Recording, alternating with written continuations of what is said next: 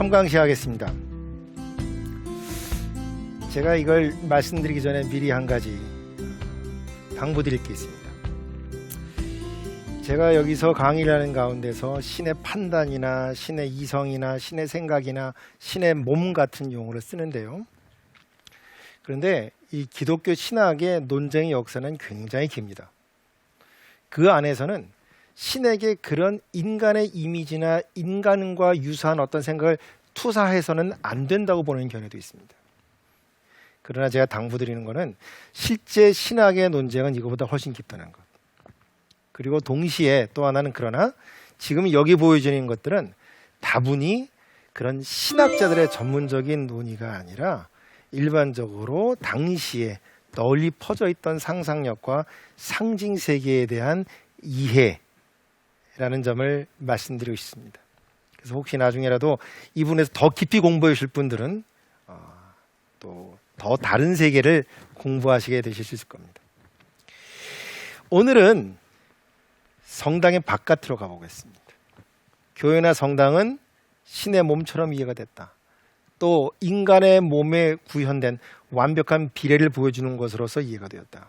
그리고 교회는 신의 머리가 존재하는 동쪽을 향해 있고, 그리고 서쪽은 사실은 그보다 낮은 곳, 천한 곳, 그리고 어두운 곳으로 이해가 되었다. 아마 이렇게 생각해 보면 상상되실 겁니다. 여러분이 새벽에 성당에 가서 미사를 드리러 갑니다. 저 동쪽에서 해가 떠오릅니다. 동쪽에서부터 밝음이 어둠을 밀어내면서 서서히 햇볕이 성당 안으로 들어오겠죠. 여러분은 서쪽으로부터 들어갑니다. 왜? 동쪽은 신성한 구역이고 여러분은 아직까지 신성한 존재들이 아니니까. 그리고 성당 전체가 빛으로 가득 찹니다. 동쪽에서 시작해서 서쪽으로 마치 진리가 동에서 서로 퍼져나가듯이 빛이 성당을 가득 채웁니다. 그때 여러분이 느끼는 그 감동은 여러분이 기독교인이든 아니든 간에 어마어마한 것입니다. 그래서 어떤 사람들은 이 중세 성당, 그 중에서도 고딕 성당을 빛으로 그린 예술이라고 합니다. 엄청난 종교적 체험이죠. 오늘 우리가 보게 될 부분은 그 중에서 먼저 서쪽입니다. 서쪽은 제가 말씀드렸듯이면 신성한 구역이 아닙니다. 그것은 어둠의 구역이고, 그리고 빛에 의해 정복되기를 기다리는 구역이고, 어떻게 보면 지하세계의 구역이기도 합니다. 그러다 보니까 그곳에는 어떤 그림들이 많이 그려졌느냐, 또 어떤 조각들이 많이 새겨졌는가 하면 사실은 죄를 지은 자들에 대한 징벌, 또 예수에 의한 그들의 구원, 이런 여러 가지 모티브를 지닌 조각품들이나 다른 장식들이 많이 만들어져서 설치되었습니다. 특히 여러분이 성당을 들어간다고 할 때 여러분한테 허용된 구역은 서쪽이죠. 서쪽으로부터 들어간다고 할 때는 보지 않겠습니까? 중세의 글자를 아는 사람들이 얼마나 됐겠습니까? 우리는 세종대왕 덕분에 대단히 많은 사람들이 글을 읽을 수 있지만 여전히 문맹률은 세계적으로 높고 중세 때는 더 말할 나위 없이 문맹률이 높았겠죠. 그런 사람들에게 이해되는 언어는 복잡한 글이 아니라 바로 그림이었던 거죠. 그래서 흔히 성당의 외벽, 특히나 서쪽의 입구들은 상당히 많은 조각들과 그림들을 가지고 있고, 또 그 안에는 매우 많은 걸작들이 있습니다. 자, 먼저 이 성당 얼마 전에 불탔죠. 이 파리의 노트르담입니다. 12세기에 많은 교회들이 마리아에게 바쳐졌고요. 그래서 그 교회들에게 노트르담이라는 이름이 붙여졌습니다. 우리가 알고 있는 노트르담 드 파리는 그 중에 가장 유명한 노트르담일 뿐입니다. 노트르담은 다른 도시에도 많이 있습니다. 그 노트르담에 가시면 바로 이와 같이 서쪽 문이 있는데요. 이 서쪽 문에 있는 저 많은 조각들의 내용을 하나하나 설명하려면 오늘부터 내일까지 하루 종일이라도 모자랄 겁니다. 그래서 오늘은 제가 그냥 몇 부분만 설명드리려고 하는데, 먼저 이 안에 이 장미창 앞에 있는 이 조각을 보십시오. 누굽니까? 천사가 시봉하고 있는 마리아지요. 마리아에게 바쳐진 성당입니다. 근데 그 안에 요 문을 보면요, 요 서쪽 문에 오늘은 특히 여러분들과 이 가운데 문을 좀 보고 싶은데요. 가운데 문 가운데서도 요 가운데 이 세모진 부분 안에 새겨져 있는 조각들을 잠깐 보려고 합니다. 이 조각입니다. 자, 가운데 예수가 앉아 계시지요. 예수의 오른쪽엔 하나는 십자가, 오른쪽엔 창이 있습니다. 뭐겠습니까? 예수의 순교 형구지요. 예수는 십자가에 매달려 돌아가셨고, 그리고 한 로마 병사가 창으로 옆구리를 찔렀다고 나옵니다. 그러죠? 예. 이 순교 형구가 있고요.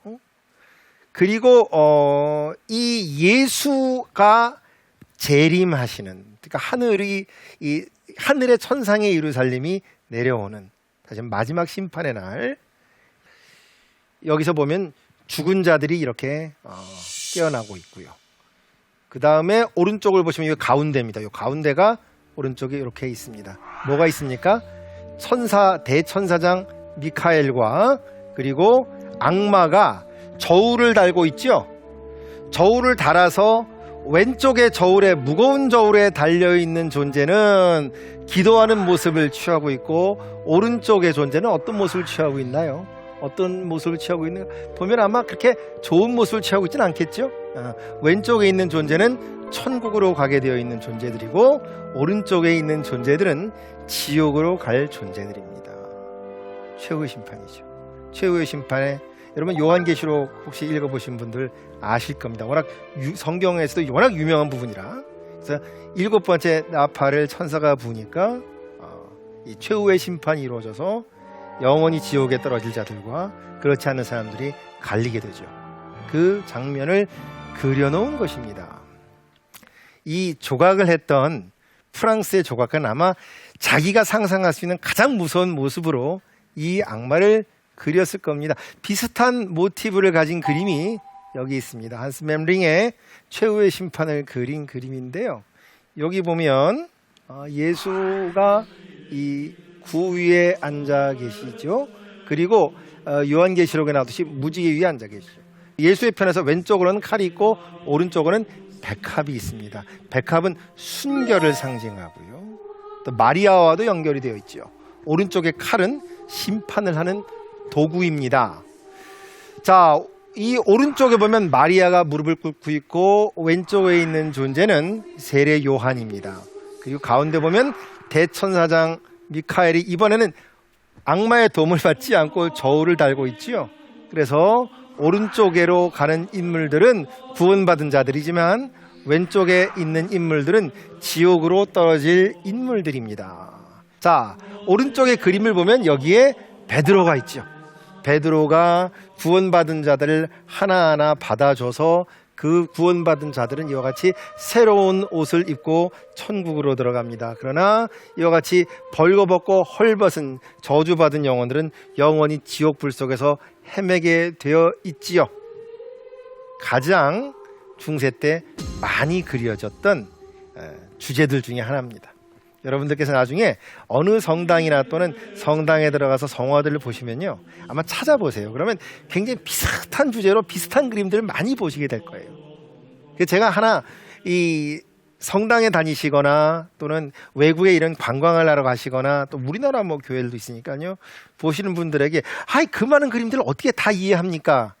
이렇게 말씀하실 때 제가 하나 위안을 드릴 수 있는 거는, 그래도 몇 가지 형들이 있습니다.